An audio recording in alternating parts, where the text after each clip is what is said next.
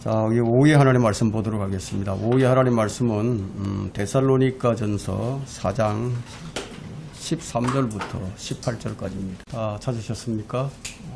제가 받들어 읽도록 하겠습니다.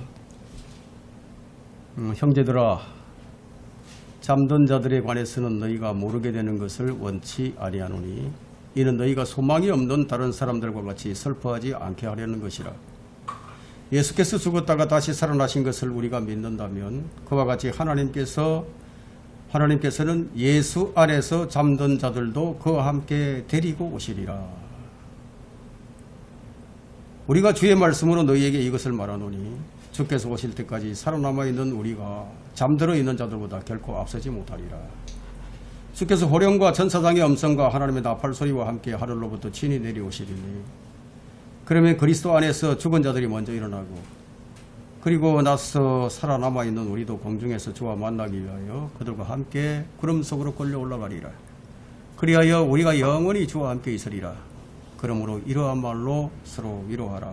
아멘. 우리가 서로 위로할 말씀이 바로 이 말씀입니다. 우리 휴거예요, 휴거.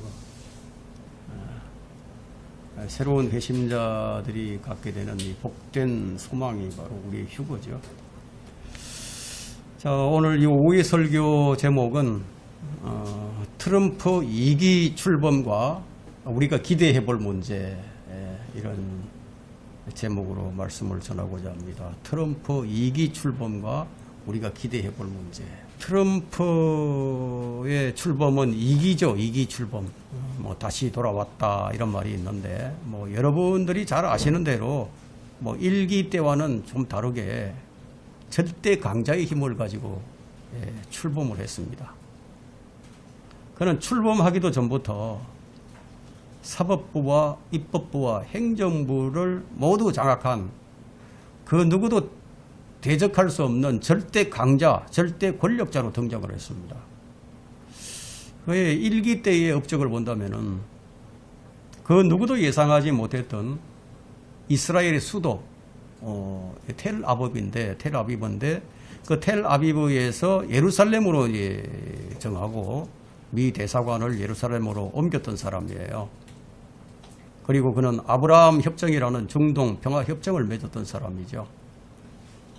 그의 성격을 보면 좀 허풍이 있죠. 허풍이 없는 것은 아니에요. 허풍은 있지만, 근데 지금 전 세계가 그를 두려워하고 있습니다. 특히 그가 이제 내세우는 중동 정책은 오바마나 바이든이 허물었던 이 중동 질서를 다시 이제 바로 세울 것이기 때문인데요.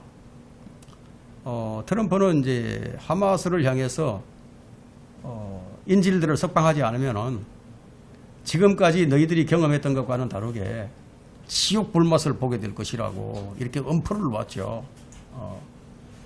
그렇게나 애를 먹이던 이 하마스가 이 트럼프의 얘기를 듣고 꼬리를 쫙 내리면서 가자 지구 휴전협정에 서명을 했습니다.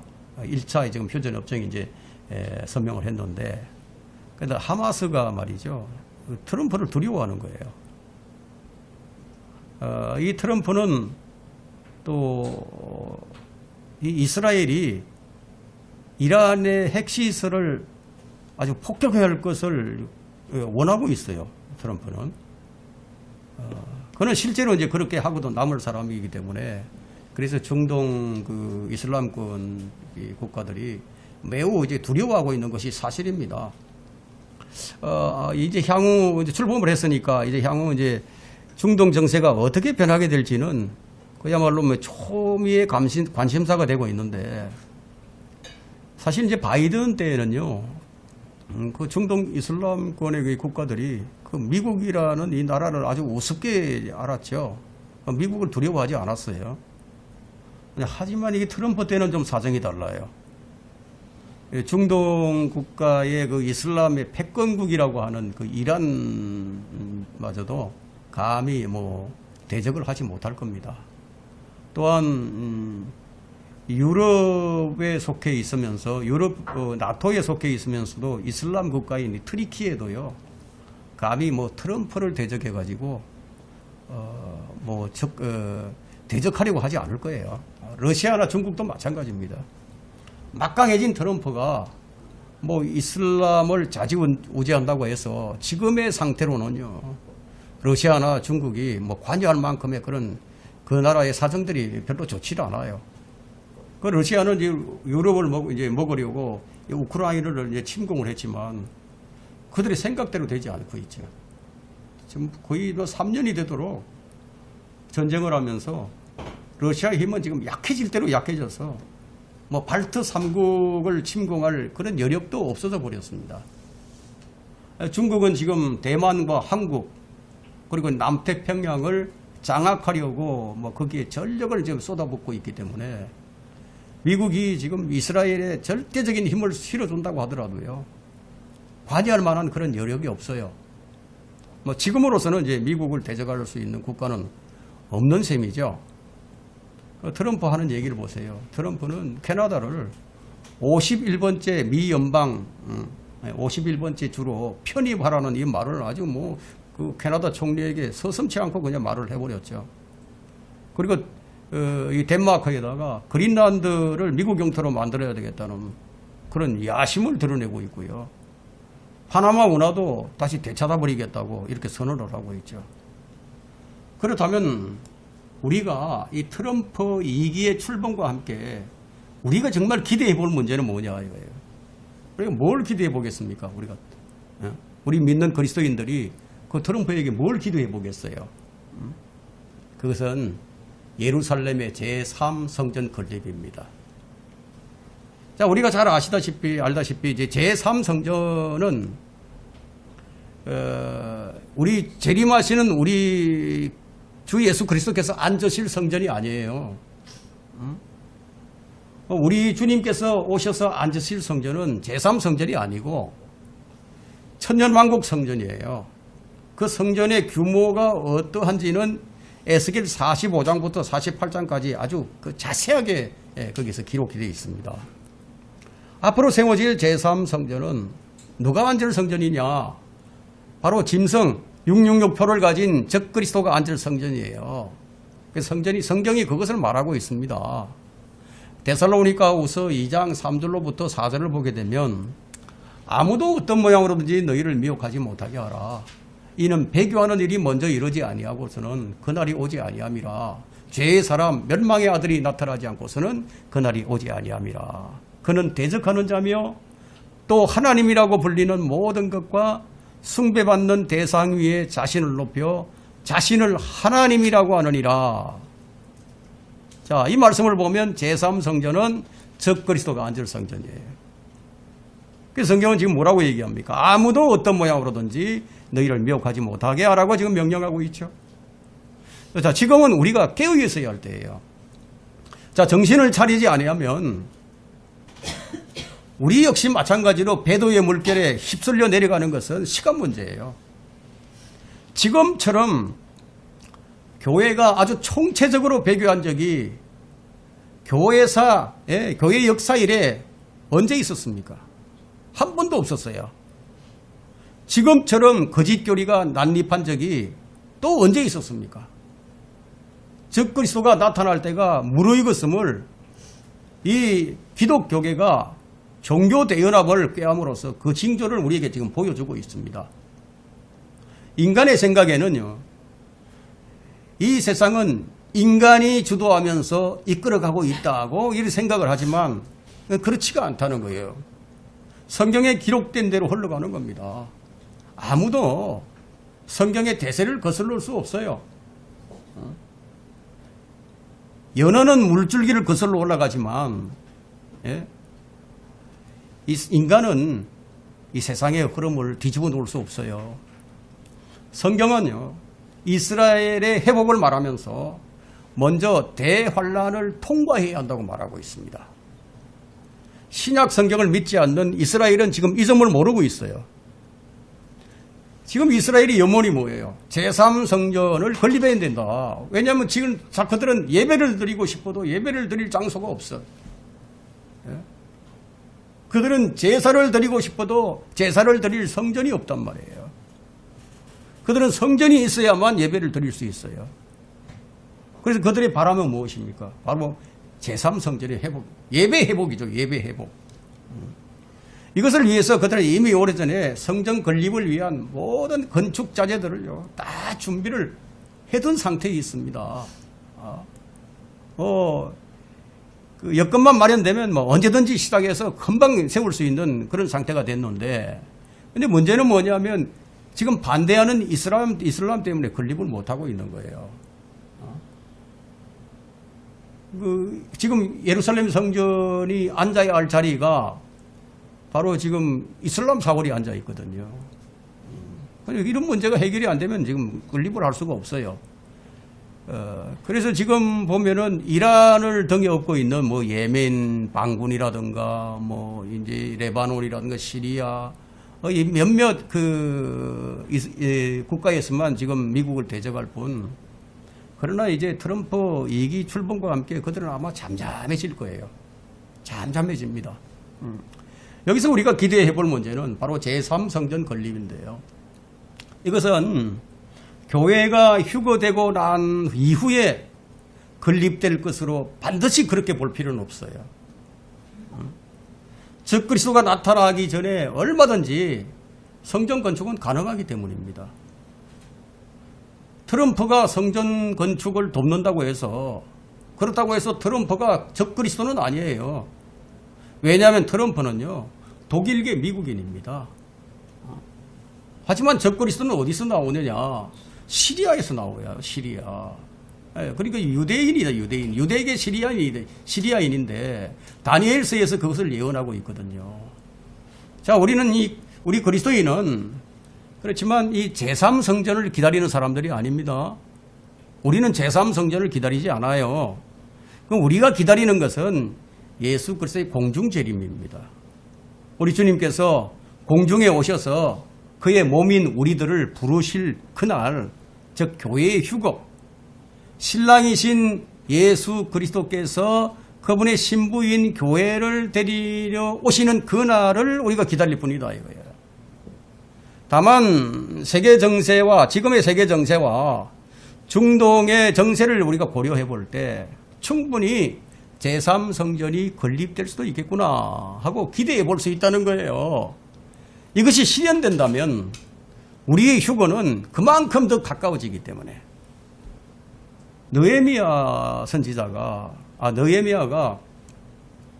예루살렘 성벽을 재건하기 위해서 팔레스타인인들과 직면하게 되었을 때, 그때 그 연방군대 소속의 경비병들이 느헤미야를 보호하고 있었어요.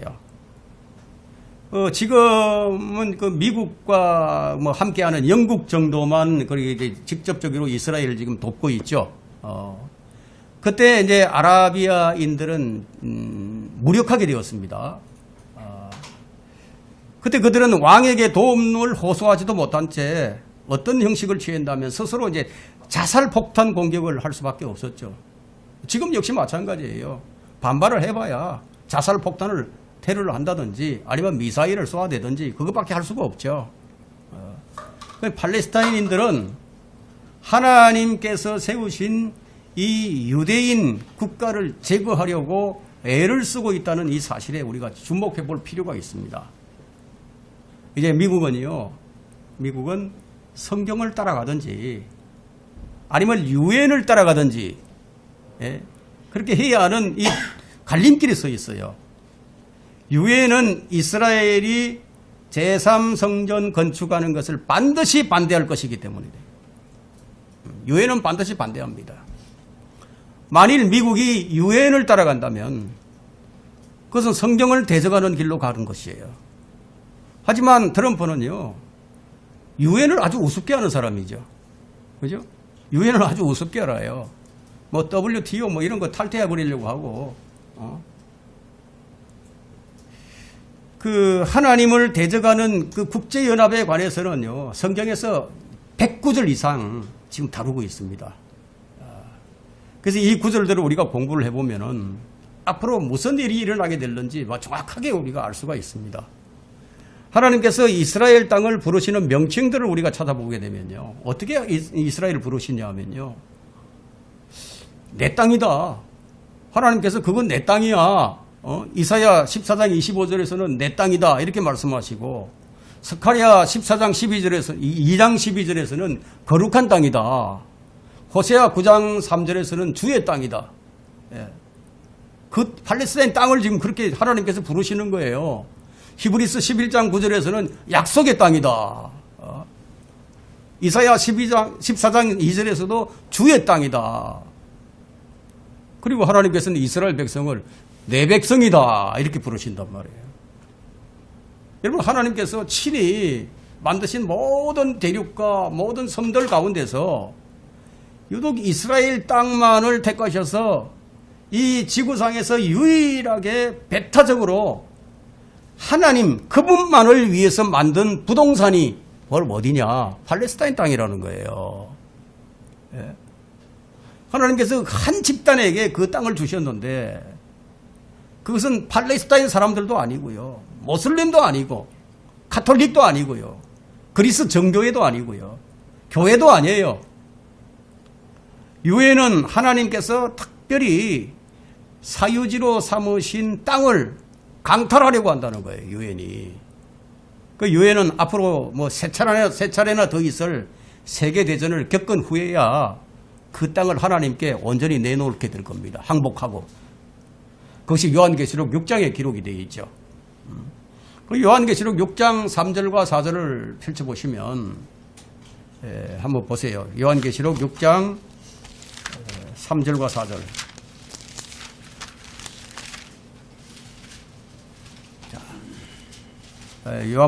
요한계시록 6장 3절과 4절을 보시면 어린 양이, 이거 어린 양이라고 말씀하고 있죠. 예수님께서 그 봉인을 여신다는 거예요. 어린 양이 둘째 봉인을 여실 때 내가 들으니 둘째 짐승이 말하기를 와서 보라 하더라. 이에 붉은 다른 말이 나오는데 그 위에 앉은 자에게 땅에서 평화를 제거하는 권세가 주어졌으니, 그러니까 이 전쟁이 이제 주어진다는 얘기거든요. 땅에서 평화를 제거하는 권세가 주어졌으니 그들이 서로 죽이더라. 또 그에게 큰 칼도 주어졌더라. 큰 칼이는 뭐예요? 전쟁이죠. 큰 전쟁이 있을 거라는 겁니다.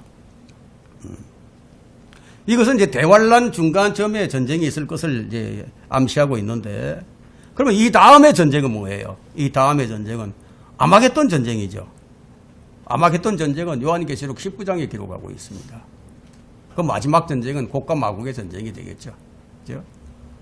내가 하늘이 열린 것을 보니 흰말이 보이더라. 요한계시록 19장에 그 위에 앉으신 분은 신실과 진실이라고 불리며 의로 심판하고 싸우시더라. 그러니까 예수님께서 재림을 하시게 되면 전쟁을 하신다는 거예요. 싸우신다는 거예요. 그의 눈은 불꽃 같고 머리에는 많은 왕관이 있고, 자, 많은 왕관이 있다. 왕관이 있다. 하나가 아니에요. 왕관이 있다. 많은 왕관이 있다. 또 한 이름이 기록되어 있는데 그 자신 외에는 아무도 모르며 피에 적신 옷을 입었는데 그의 이름은 하나님의 말씀이라 불리더라. 하나님의 말씀이 누구예요? 바로 예수님이죠. 아들 하나님. 또 하늘에 있는 군대들이 희고 정결한 세마포를 입고 흰 말들을 타고 그를 따르더라. 그의 입에서 예리한 칼이 나와서 그것으로 민족들을 칠 것이요. 민족들을 친다. 그게 아마겟돈 전쟁입니다. 또 철장으로 그들을 다스리시며 그는 전능하신 하나님의 맹렬한 진노의 포도즙들을 밟으실 것이라. 유엔은, 이 국제연합은 아마겟돈 전쟁에서 완전히 항복을 합니다. 그때 비로소 이스라엘은 완전한 회복으로 들어가게 되는 거예요. 이것을 이제 성경이 예언하고 있습니다. 그래서 우리는 성경에 앞으로 어떻게 이 세상이 흘러갈 것인가, 그걸 흐름을 쫙 다 알고 있어야 돼요. 이건 다 꿰차고 있어야 돼. 누가 뭐라고 얘기하면 줄줄줄줄 나와야 된다는 거예요. 자, 그러나 이제 우리가 기다리는 것은 제3성전이 아닙니다. 그것이 어떤 방법으로 재건될지는 우리는 알 수 없지만, 이슬람권의 그 중동 국가들이 강력한 힘을 가지고 있는 한 그건 뭐 어렵겠죠. 질 수 없겠죠. 따라서 이 제3성전의 건립은 중동 국가들이, 이슬람 국가들이 힘이 쇠약해졌을 때, 그때가 바로 적기라고 할 수 있습니다. 그래서 트럼프 때가 가장 유력하다고 볼 수 있는 거죠. 자, 자, 그리고 그것을 우리가 기대해 볼 수 있다는 거예요. 현재 지금 예루살렘 성전 자리에 있는 이 모슬렘 사원을 허물고 그 자리에 지을지 아니면 그 근처에 지을지 우리는 알 수는 없지만 우리는 이 트럼프 2기 출범과 함께 조심스럽게 제3성전의 건립을 기대해 본다는 겁니다. 자, 여러분이 분명히 이제 아셔야 할 것은 뭐냐 하면요. 우리 주님께서 이 지상에 재림하셔서 다윗의 보좌에 앉으실 그 장소는 반드시 어디라야 하느냐. 오르난의 타작마당, 바로 그곳이어야 한다 이거예요. 모리아 산에서 아브라함이 이삭을 바쳤던 그 장소, 솔로몬 성전이 있던 그 장소에 성전이 재건되어야 하지만, 그러나 적그리스도가 앉을 제3성전은 반드시 그 장소가 되어야 할 필요는 없다는 거예요. 이해되시죠? 그렇다면 어쩌면 제3성전은 의외로 쉽게 지어질 수도 있다는 거죠. 이것이 지어지면 그만큼 우리 주님의 다시 오심이 가깝다는 것을 우리가 감지할 수 있기 때문에 직감할 수 있다 이거예요. 그럼 우리가 지금 기다리는 것은 우리 휴거예요. 이 날이 우리가 소망하는 날이기 때문에 우리의 가장 큰 염원인 휴거에 대해서 우리가 성경을 좀 참고해 봐야 합니다. 어쩌면 제3성전 건립이 우리의 휴거의 신호일 수도 있다는 거예요. 배도가 만연하고 있고 세상이 지금 점점 더 악해져가는 이 시대에 우리가 지향해야 할 태도가 무엇인가 이거예요. 우리가 지향해야 할 태도. 바로 데살로니가전서 4장 9절부터 12절은요. 휴거가 있기 전에 우리 그리스도인의 신앙이 어떠해야 하는지를 설명해 주는 구절입니다. 우리가 읽지는 않았지만 9절부터 12절이. 그래서 그 여기에 보면은 형제 사랑을 강조하고 있는데 9절부터 12절은 교회에서와 일터에서의 구별된 삶을 지금 말을 하고 있습니다. 데살로니가 교회는요, 형제 사랑을 실천하는 교회였어요. 그들이 얼마나 실천적인 그런 신앙을 가졌는지는 바울의 편지에서 우리가 발견하게 되는데, 이 9절을 보게 되면 한번 보세요. 9절에 보니까 형제 사랑에 관해서는 너희에게 쓸 필요가 없으니 너무 잘하고 있으니까 쓸 필요가 없다는 거죠. 이는 너희가 하나님께 몸소 배워 서로 사랑하고 있습니다. 자, 주님께서 너희가 서로 사랑하라는 이 세 계명을 주셨는데 이 데살로니가 교회의 성도들은 그야말로 사랑의 꽃을 피우는 교회였어요. 여기서 우리가 주목해야 할 것은 바로 이 부분인데, 이는 너희가 하나님께 몸소 배워 서로 사랑하고 있습니다. 하나님께 몸소 배웠다는 거예요. 왜 우리는 이 부분에 주목을 해야 하는가 하면 그들 스스로 한 것이 아니라 하나님께 몸소 배웠다는 것에 우리가 주목해야 합니다. 사랑은 어디에 속하는지 아세요? 하나님께 속하죠. 사랑은 성령의 열매죠. 그들이 사랑의 열매를 맺고 있는 것은 달리 말하게 되면 그들이 영적 상태가 성령으로 충만한 상태에 있었다는 거예요. 인간의 본성은 어떻습니까? 인간의 본성은 본래 시기하고 미워하고 자만하고 교만하고 막 질투하고 막 자기만을 이렇게 위하는 것인데, 어떻게 이런 인간의 본성의 역행을 해서 사랑의 열매를 맺을 수 있었는가 하는 거예요. 본성에 역행하여 사랑의 열매를 맺는 일은요, 성령의 역사가 아니면 이거 설명할 길이 없어요. 인간의 본성은요, 여러분 조금만 내 눈에 거슬려도 이게 보기 싫어지는데, 그럼 성령 충만하지 아니하면요 자기 본성에 그대로 끌려가 버리는 거예요. 그래서 사랑의 열매는요 한쪽만 해서 될 일이 아니라는 겁니다. 서로가 해야 된다. 서로가. 그래서 바울이 뭐라고 얘기합니까? 이는 너희가 서로 사랑하고 있습니다. 서로 사랑하고 있다. 그런데 바울이 지금 뭐라고 또 얘기하느냐? 지금 현재 그 만족하지 말고 더욱더 열심을 내라. 사랑하는 일에 열심을 내라. 섬기는 일에 열심을 내라. 더 많이 하라고 지금 명령을 하고 있습니다. 그러면 사랑의 실천이 왜 이렇게나 중요하냐 하면 휴거 이후에 우리 그리스도인들은 그리스도의 심판석에서 상을 받는 것으로 연결이 되어지거든요. 이 사랑의 섬김이 상과 연결이 돼요.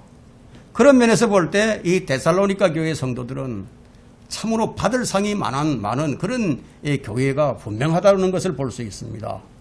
또 한 가지 우리가 주목해야 할 것은 뭐냐. 11절을 보세요.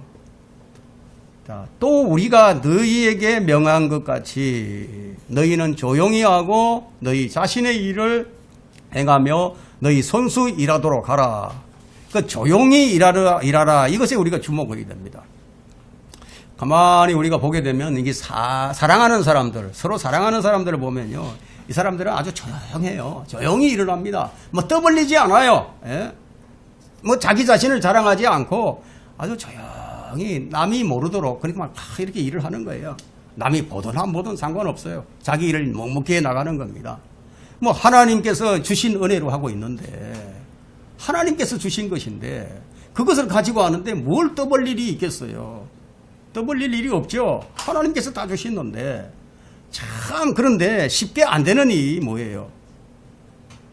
자신을 드러내지 않고 아주 조용히 일하는 게 이게 참 잘 안 됩니다. 그런데 우리 교회는 어떻습니까? 이런 부분에서는 우리가 칭찬해 줄 만합니다. 우리 성도들은 모두 자신을 드러내지 않고 뭐 조용히 자기가 맡은 일을 해 나가죠. 이런 부분은 정말 칭찬받을 만합니다.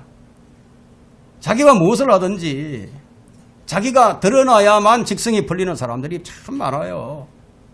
그런 사람은 뭐 왜 그렇게 하는지 아세요? 사랑이 없으니까. 자, 우리가 주님의 사랑으로 우리가 충만하게 되면 뭐 누가 알아주든 알아주지 않든 묵묵히 해나가는 거예요. 하나님께서 맡기신 일이면 거의 하나님께서 맡기신 일이라면요. 뭐 하찮은 일이 어디 있겠어요? 하나님께서 맡겨주셨는데. 뭐 자기가 좀 인정받으려고 하는 것은 그건 뭐예요? 그거는 자기 욕망을 채우려고 하는 거죠. 그래서 자꾸 인정받으려고 하는 거예요. 그리스도인은 아주 무슨 일이든지 아주 조용하게 자기가 맡은 일을 남을 의지하지 아니하고 남이 하든 안 하든 상관하지 아니하고 뭐 저 사람은 왜 저래? 일을 해야지. 이거 왜 저래? 이렇게 안 한다 이거예요. 그런 불평하지 않고 그냥 그저 자기 일을 선수 묵묵히 해 나가는 거예요. 근데 사실 뭐 이게 참 잘 안 되죠. 예. 여러분 평생 교회 생활하면서 살아왔을 텐데 한번 교회 다니면서 이런 게 쉽지 않다는 것을 잘 아실 겁니다. 그래서 바울이 지금 뭐라고 얘기하느냐? 힘을 쓰라고 얘기한다. 힘을 쓰라. 힘을 쓰라. 손수 일하도록 힘쓰라. 힘쓰라. 그죠? 힘쓰라예요. 고린도전서 15장 58절에서도 말하기를 주 안에서 일을 넘치도록 하라고 명령을 하고 있습니다. 주 안에서 일을 넘치도록 하라. 사랑하는 일은 우리가 힘써서 해야 할 일이 자기 일이에요. 사랑은 자기 일이에요. 왜 사람들이 지금 공황장애에 빠지고 뭐 우울증에 빠지고 이럽니까? 이게 다 사랑받지 못해서 생겨나는 법이에요. 병이죠, 병 하나 한마디로. 왜 이 교회가 사랑이 없다? 뭐 이런 얘기를 듣게 됩니까? 다른 건 다 좋은데 이 사랑이 없는 교회를 왜 듣는 거죠? 마땅히 해야 할 자기 일을 하지 못하니까. 여러분들은 뭐 다른 사람 간섭하지 마세요. 다른 지체가 하든 안 하든 뭐 핀잔하지도 말고 묵묵히 자기 일만을 해 나가면요. 사람들은 다 눈치가 있어요. 그 눈치가 있어서 다 때가 되면 다 참여하게 돼 있습니다. 그냥 기다려 줄 줄 아는 그것도 미덕입니다. 그래서 12절 보니 뭐라고 얘기합니까? 이는 외부 사람들에게 내부 사람뿐만 아니라 외부 사람들에게 단정히 해가고 또 아무것도 궁핍함이 없게 하려 함이라. 교회가 서로 사랑하고 아주 더욱더 사랑을 행하고 조용히 이제 자기 일들을 남들에게 미루지 않고 선수 자기 일들을 해 나가는 이유가 뭐냐? 바로 외부 사람들에게 좋은 영향을 미치게 하기 위한 것임을 알 수 있죠. 그리스도인이 외부인들에게 좋은 모습을 보이지 못하면 누굴 욕보이게 됩니까? 우리의 구주 예수 그리스도를 욕보이게 된단 말이에요. 그래서 그리스도인들이 삶의 현장에서 얼마나 자주 지금 그리스도를 욕보이고 있는가, 예? 참 주의해야 되는 거예요. 조심해야 된다고요. 단정히 행하지 못해서 욕을 먹고, 부정해서 욕을 먹고, 뭐 교회 다니는 사람들이 왜 저 모양이야? 난 저 사람 때문에 나는 안 믿어.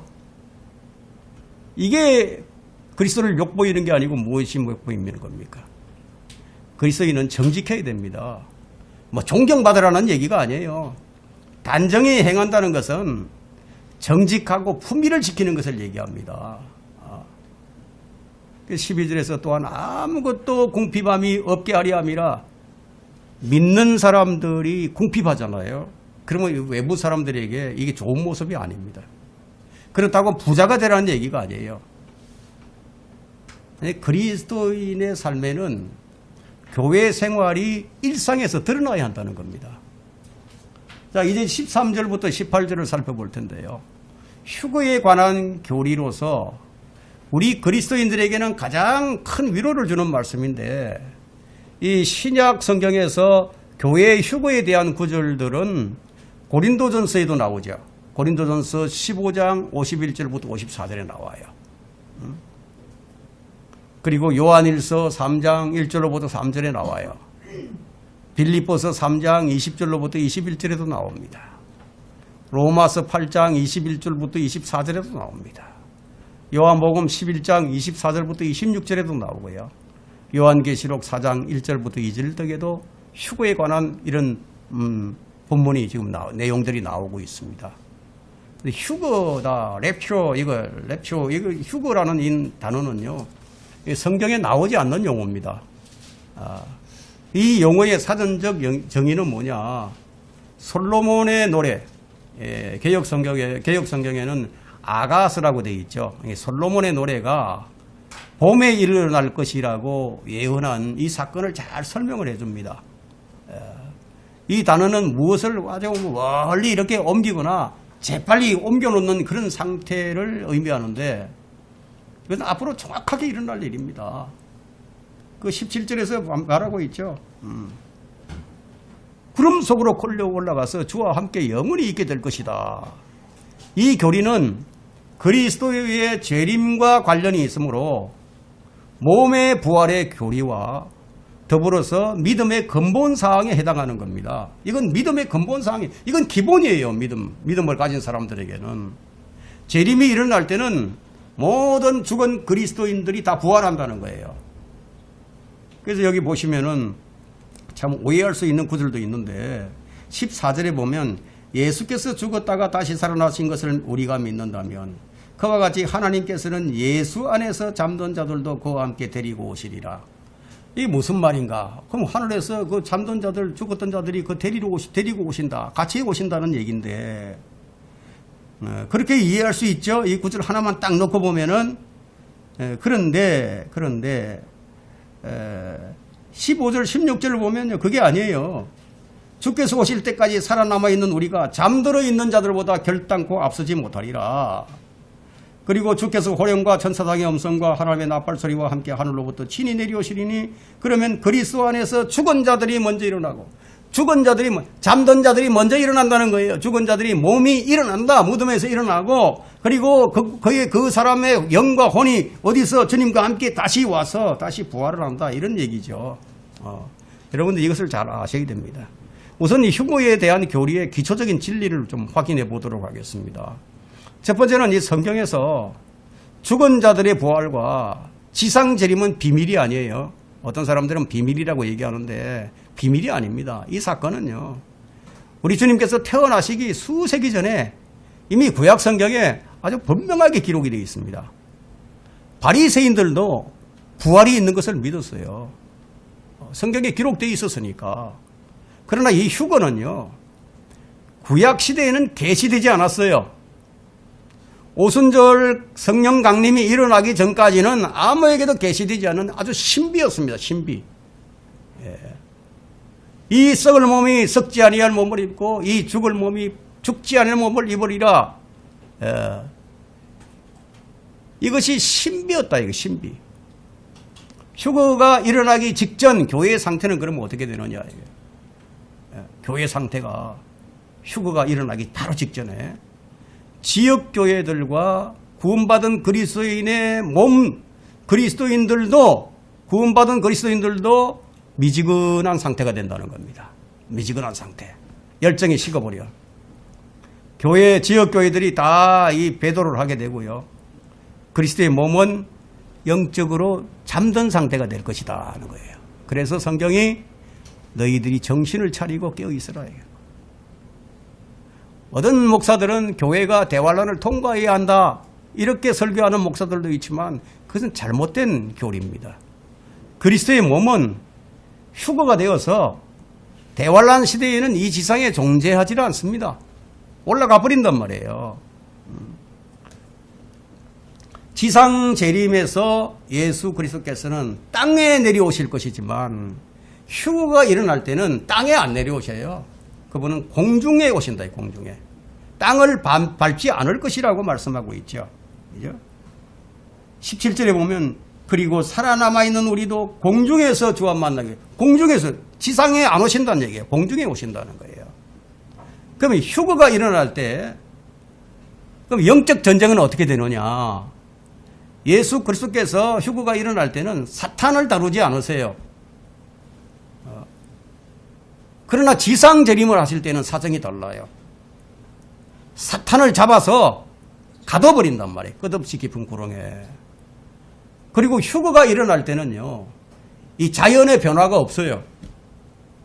아무런 변화가 없어요. 자연의 변화가. 그러나 재림이 일어날 때쯤에는 지상 재림일 때는 그 세상의 그 육지와 바다와 이 약 3분의 1이 피와 그다 다 파괴돼 버린다는 거예요. 파괴돼 버린다. 그것이 요한계시록 6장부터 18장까지 다 기록이 되어 있죠.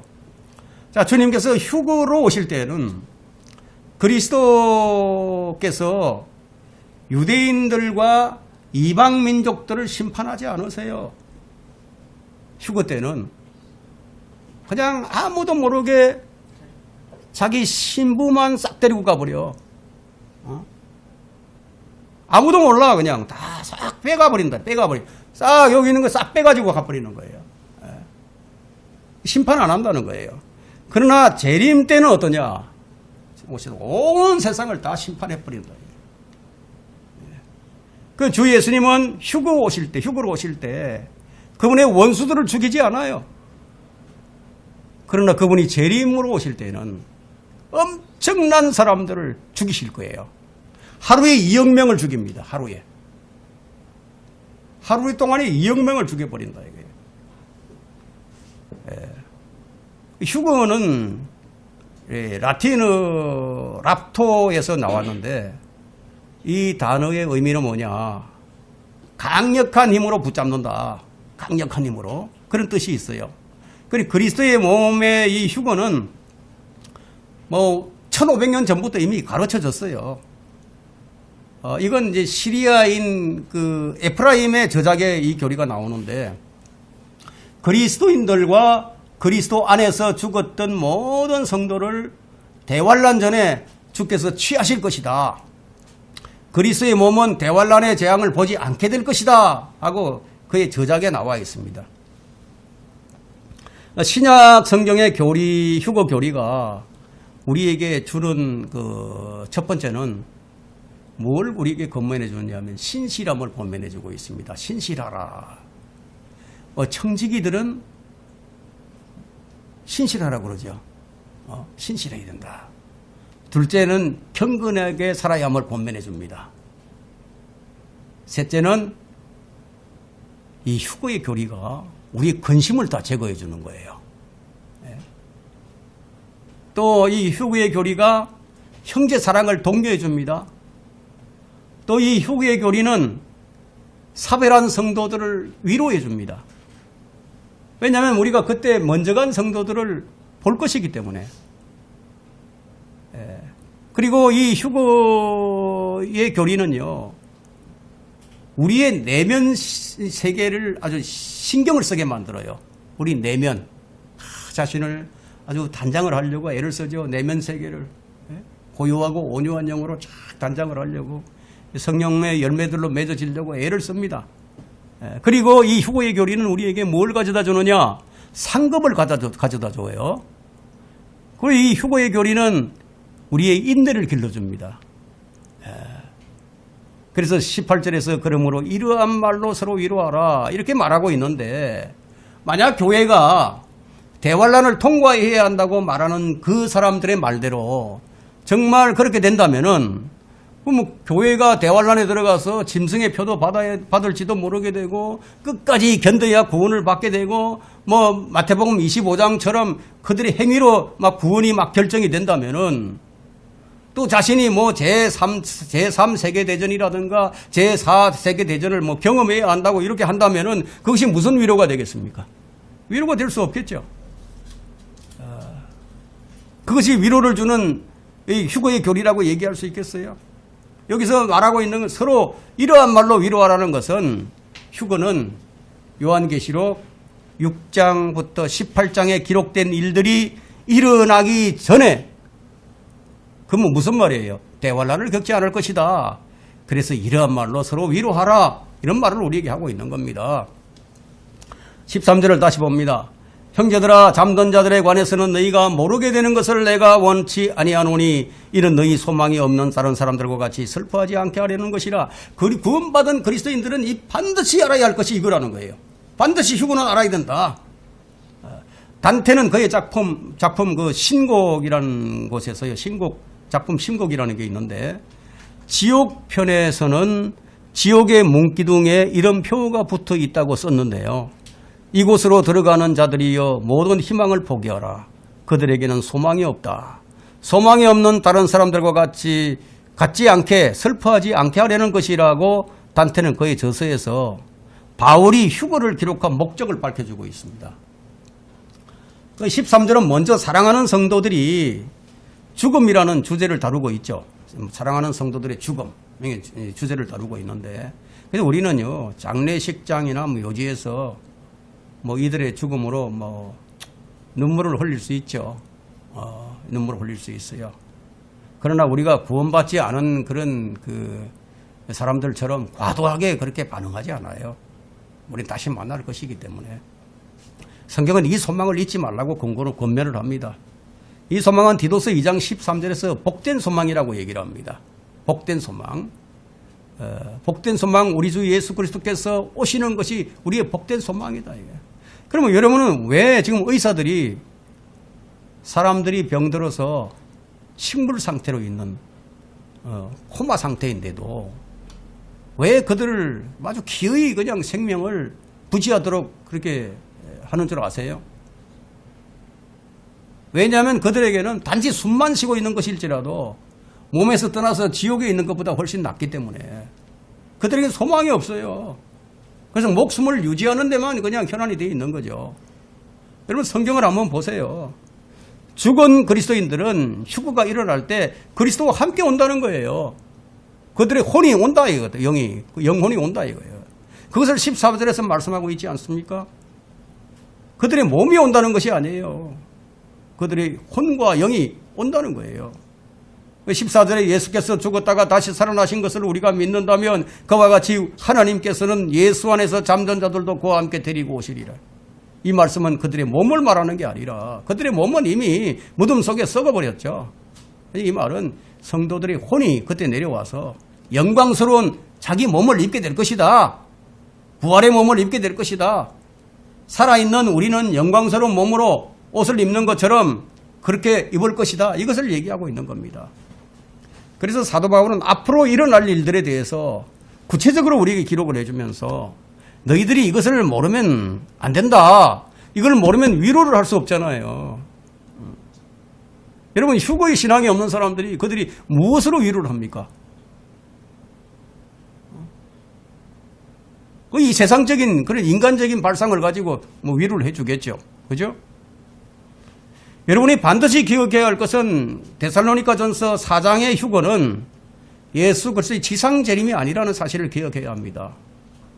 이 말씀은 고린도전서 15장 51절부터 54절과 이제 짝이 되는 구절이에요. 15절 봅니다. 우리가 주의 말씀으로 너희에게 이것을 말하노니 주께서 오실 때까지 살아남아 있는 우리가 잠들어 있는 자들보다 결코 앞서지 못하리라. 우리가 주의 말씀으로 너희에게 이것을 말하노니 이 말의 의미는 하나님께서 바울에게 아주 필요한 정보를 주셨다는 거예요. 자의적인 말이 아니라는 거죠. 찰나의 순간에 이루어지는 일이지만 그 짧은 순간에도 순서가 있는 거예요. 잠든 성도들의 몸이 무덤에서 바다에 맞아 죽은 사람들이 있을 거 아니에요. 바다의 심해나 전쟁터나 홍수의 잔해로부터 나오고 나서야 살아남아있는 우리도 공중으로 올라가 주님을 만난다는 겁니다. 함께 만나게 되는 거죠. 그래서 16절부터 18절 다시 봅니다.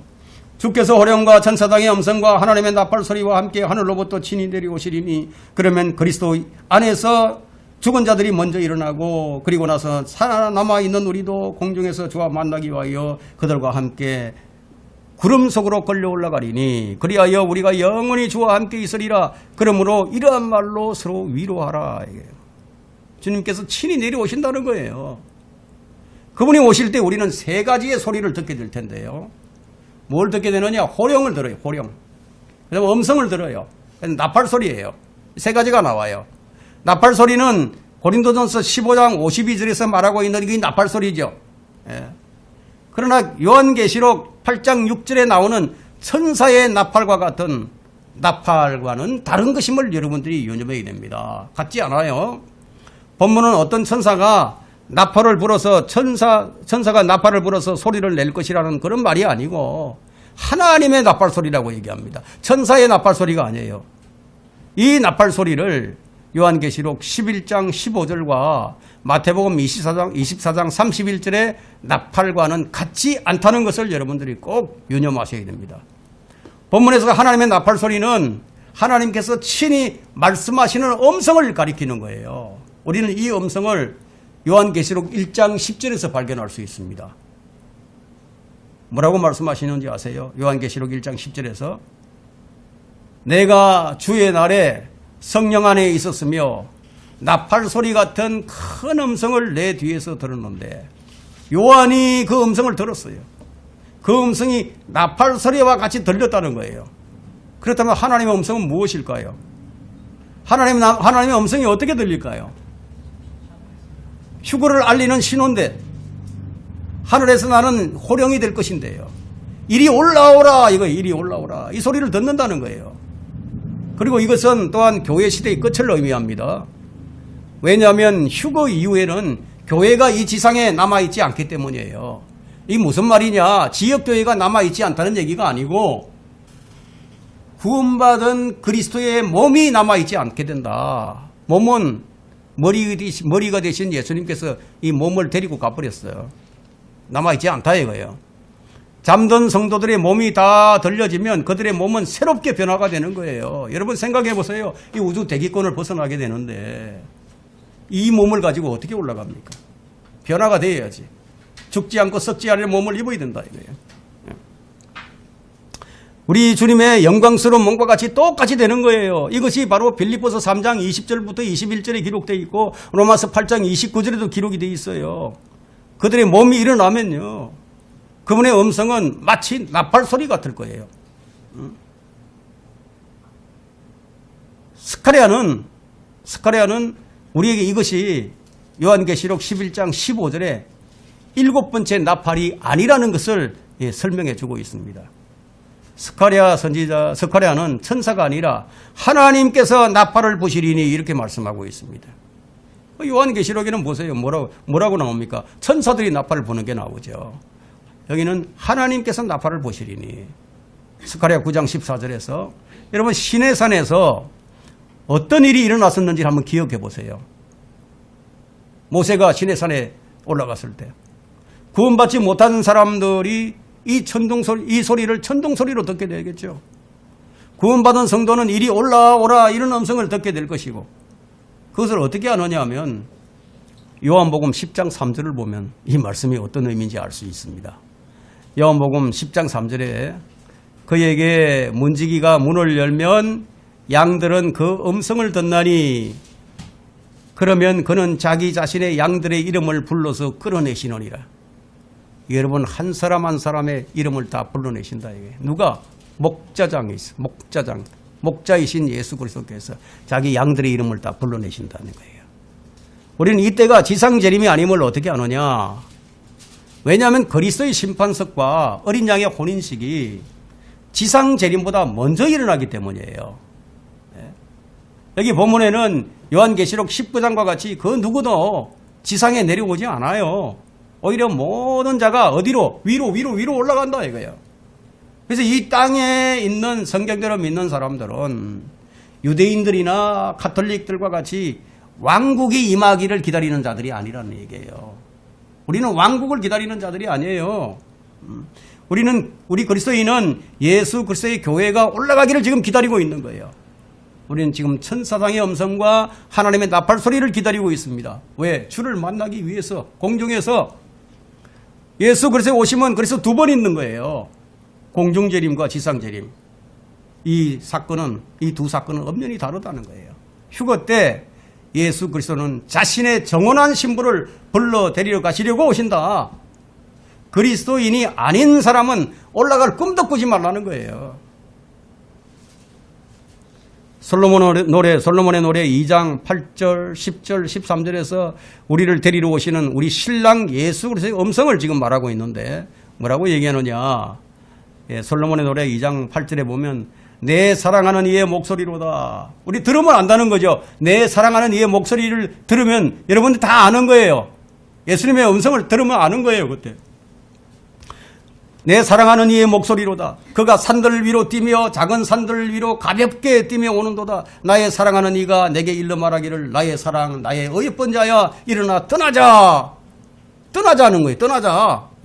무화과 나무는 푸른 무화과들을 내고 능꿀은 푸른 포도로 좋은 향기를 내는도다. 나의 사랑 나의 어여쁜 자야 일어나 떠나자 하는도다. 떠나자. 데리러 오신다는 거예요. 이처럼 구원의 영원한 보장은 완전하고 영원한 안전을 의미해 줍니다. 어떤 것도 우리를 예수 그리스도로부터 떼어놓을 수가 없어요. 로마서 8장 38절은 아무것도 주의 사랑으로부터 우리를 떼어놓을 수 없다고 단정을 짓고 있습니다. 내가 확신하노니 사망이나 생명이나 천사들이나 정사들이나 권세들이나 현재 일들이나 다가올 일들이나 높음이나 깊음이나 어떤 다른 피조물이라도 우리를 그리스도 예수 안에 있는 하나님의 사랑에서 떼어놓을 수가 없느니라. 이거보다 더 위대한 말이 어디 있어요? 이거보다 더 안전을 보장해 주는 말씀이 어디 있습니까? 그러므로 성경은 이렇게 얘기하는 겁니다. 그러므로 이러한 말로 서로 위로하라. 지금 우리가 지금 그리스도 안에서 먼저 죽은 자들은 지금 몸을 입고 있지 않아요. 이 사람들은 지금 하늘에 이 혼이 올라가 있는 거예요. 몸은 땅에 있어요.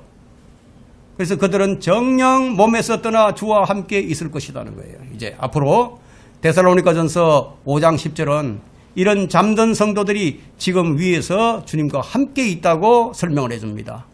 주님께서 우리를 그리스도의 몸으로 부르신 목적은 그리스도와 함께 살게 하시려는 것이 그것이 목적이에요.